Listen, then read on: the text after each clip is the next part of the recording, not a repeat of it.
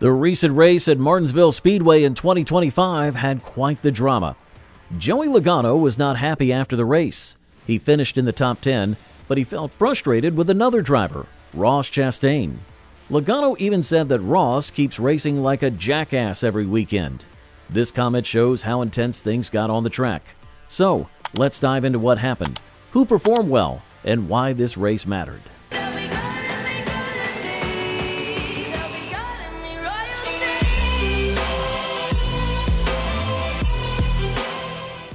Martinsville Speedway is a short track, only 0.526 miles long. That means drivers have to race smart and manage their tires carefully. On March the 31st, the NASCAR Cup Series raced there, and it was a big day for some drivers. Denny Hamlin won the race, leading an amazing 274 laps out of the 500 total. That's more than half the race. His win was a huge deal because it had been 10 years since he last won at Martinsville, back in 2015. This time, he proved he's still one of the best, especially on short tracks. Behind Hamlin, Toyota drivers did great. Christopher Bell came in second, and Bubba Wallace finished third.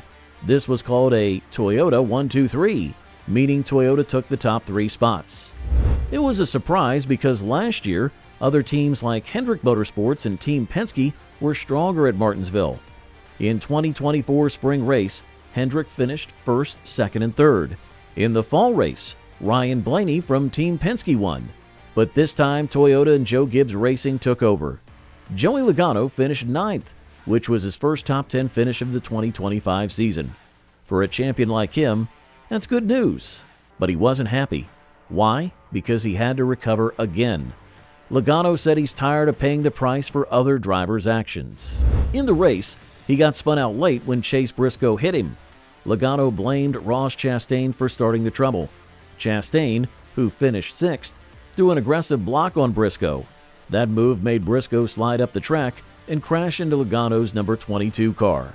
The long haul was pretty good, so it's just kind of like pick them off one at a time kind of thing. And then Ross just sticking in a tight spot. He did it to me to restart before, and I can't even blame Briscoe for shipping him. And I think he got himself in a bind trying to ship him. He just races like a jackass every week, and I keep paying the price, and I'm sick of paying the price. Let's look at some numbers. Logano has 32 career NASCAR Cup Series wins, but only one top 10 finish in the first 7 races of 2025. That's a slow start for a champion. Meanwhile, Chastain has 4 career wins and is known for bold moves. At Martinsville, he also bothered Kyle Larson and raced hard all day. Some loved Chastain's style, but drivers like Logano are getting fed up. Denny Hamlin stole the show. He led 274 laps and won Stage 2, earning a lot of playoff points. This was his 5th short track win in the next-gen car. Hamlin's skill with tire wear helped him win.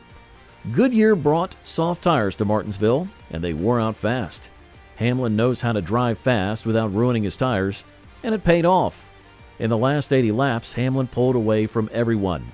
He said it was the number 11 team against the world, meaning his team beat all the others. Hamlin's recent record is strong. He won at Bristol and Richmond in 2024, both tire wear races. At Martinsville last fall, he finished 5th. This time he took first and proved the doubters wrong. Some people thought he was too old at 44, but he's still winning. Christopher Bell finished 2nd, a big improvement after a tough few races. He was 12th at Las Vegas and spun out early at Homestead. At Martinsville, he stayed near the front and gave Joe Gibbs Racing a 1-2 finish. Bubba Wallace came in 3rd, his 2nd straight 3rd-place finish. In the last 2 weeks, he's earned the 5th most stage points in the series. Wallace drives for 23XI Racing, a Toyota team partly owned by Hamlin. His consistency keeps him in the top 10 in points. Chase Elliott finished 4th and led 42 laps. That's a lot more than the 2 laps he led in the first 6 races of 2025 combined. Elliott loves these soft tires. Last fall at Martinsville, he led 129 laps and finished 2nd. At Bowman Gray in February of 2025, he led 171 laps and won. This was his best race of the season so far, and he tied Hamlin for the most stage points that day. His teammate Kyle Larson got 5th, making it a solid day for Hendrick Motorsports. Ross Chastain finished 6th, Ryan Preece got 7th, his third straight top 10 finish. Todd Gilliland finished 8th, which is a nice result for him. Then came Logano in 9th and Chase Briscoe in 10th. Briscoe has 6 top 10 finishes and 7 next-gen races at Martinsville, which is impressive. There was another clash late in the race. Ty Gibbs was spun out by Tyler Reddick and finished 13th. Gibbs was close to his first top 10 of 2025, but Reddick's aggressive move ended that. After the race, Gibbs went straight to Reddick to talk about it. Gibbs had told his team to keep Reddick away, but they didn't. It's better to solve these things right away than to let them grow into bigger problems later.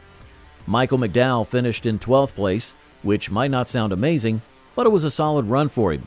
He stayed consistent and avoided trouble, which is a big deal at Martinsville. Then there's Ty Dillon, who landed in the top 15. That's a great result for him, and he deserves credit for fighting hard all day. Ryan Blaney came in with high hopes. He's been super strong here in the next-gen era, with an average finish of 3.5 across his last few races at this track. That's the best average of anyone. But this time he ended up 11th. He made a big push late in Stage 2 to grab some stage points, passing about 10 cars in the final 20 laps of that stage. Still, he never led a single lap and struggled with his car's handling all day. For a guy who's usually a top contender here, 11th felt like a letdown. Joey Logano rallied to finish 8th after a late spin. He started dropping back around lap 320, but pitted for fresh tires with 80 laps to go. That move helped him charge from 27th to 8th, passing 19 cars in that final stretch. It wasn't a win, but it showed his skill and teamwork. Meanwhile, Ty Gibbs grabbed 13th place.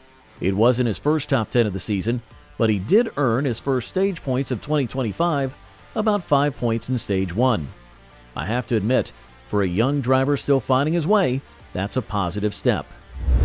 Team Penske is known for being one of the best in NASCAR. They're usually super organized and rarely have big problems. But this season, after 7 races, they've had issues every single week. Ryan Blaney has blown 2 engines in the last 4 races. That's 50% of those races with a major failure. In this race, Josh Berry and Austin Cindric both dealt with electrical problems. Their batteries died, and the team actually ran out of spare batteries by the end of the day. Noah Gragson wasn't happy with Chris Buescher after a stack-up incident around lap 250. Buescher didn't slow down, causing contact, and Gragson swerved at him under caution. Buescher had a bad day overall, finishing 20th after starting 15th. Also hit Carson Hocevar early on, losing 2 spots right away. It was a rare off day for a usually steady driver. Now, Logano and Chastain might keep their rivalry going. Logano wants more top finishes, not just top 10s. And Chastain will keep racing hard, and that could cause more trouble. Hamlin's win makes him a favorite for the championship. At 44, he's showing age doesn't matter if you're good enough. Elliott's strong day could be a sign he's back, but only if the tires stay soft at other tracks. Now, don't hesitate to comment down your thoughts on this situation. And for more upcoming videos, don't forget to hit subscribe down below.